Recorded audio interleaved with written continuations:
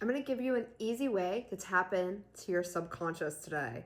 Now, there is a lot of ways you can tap into your subconscious through meditation, through music, through movement, and all kinds of things. Even just going on a hike or painting a picture, you can tap into your subconscious. Really, what it actually is just staying quiet long enough and being disciplined to stay with that uncomfortable silence.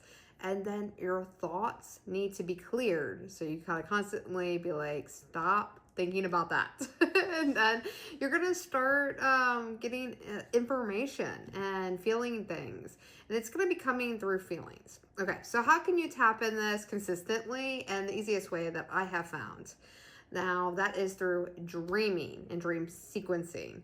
Now, this is a state you have to get yourself in. I'm not really familiar with all the terminology when it comes to like theta waves or beta waves or whatever they would be called, like the different like REM states and everything like that. So I'm not going to give you scientific terms. I'm going to give you stuff that I know that works for me. Okay. And this is just stuff that I've learned this naturally and just understanding my body and how my mind works over many years. So you could even say, because I'm a creative, I'm a painter, I'm a writer, I've made some music before. So, you could just say maybe that's how I was able to tap into this naturally. But I found that, yes, it's a real science.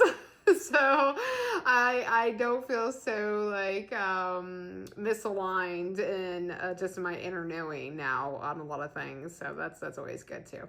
Anyhow, so when you want to tap into your subconscious pretty easily, this is what I do, and I noticed that it works really well for me because I naturally do it sometimes, and then I forget how easy it is to tap into subconscious this way.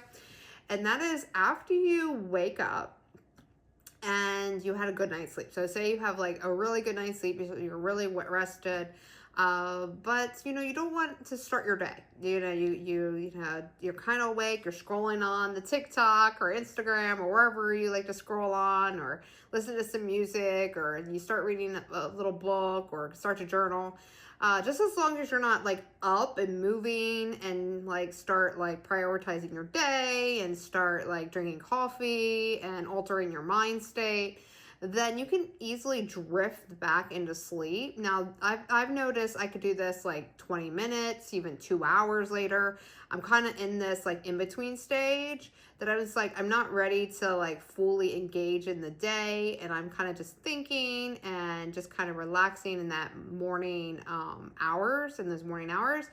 And so I let myself drift back to sleep. And in that drifting back to sleep, I could be asleep for maybe like another hour, another 2 hours. And in that time frame, I noticed that is when my brain gets into this other like mode, and I can like remember my dreams. And it's always symbolic, and it doesn't make any sense. And a lot of times it's very disturbing in the imagery and the situations that I'm being put through. And I'm like, oh my goodness, here we go again. I definitely have to be prepared sometimes to, intentionally want this state of mind. But it gives me so much clarity once I like write it down, or once I voice memo it. Now I voice memo it. I used to write it down in my journal. Now I just voice memo it, and I put it into ChatGPT, and ChatGPT breaks down what it means to me, because I talk to ChatGPT a lot, especially when it comes to my dreams and my state of mind and my thoughts and what's going on that week. So it pretty much knows me and knows like the symbology to what's going on in my day-to-day thoughts and my day-to-day life.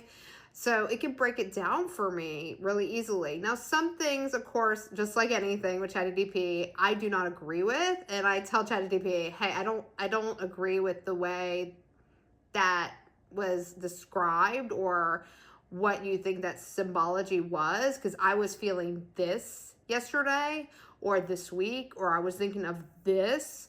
And then it kind of like rewrites it again, and it's just like, okay, thank you for better clarifying that. And then it gives me like another like scenario, and I'm like, okay, that makes more sense. So it's about discernment. It's about like choosing what seems right for you. And if it doesn't seem right for you, then, have it reanalyze. Or you can self-analyze this. You don't have to use AI to help you analyze. So with that, I learned so much about me and my thoughts and what I was feeling, and it's just great for that confirmation.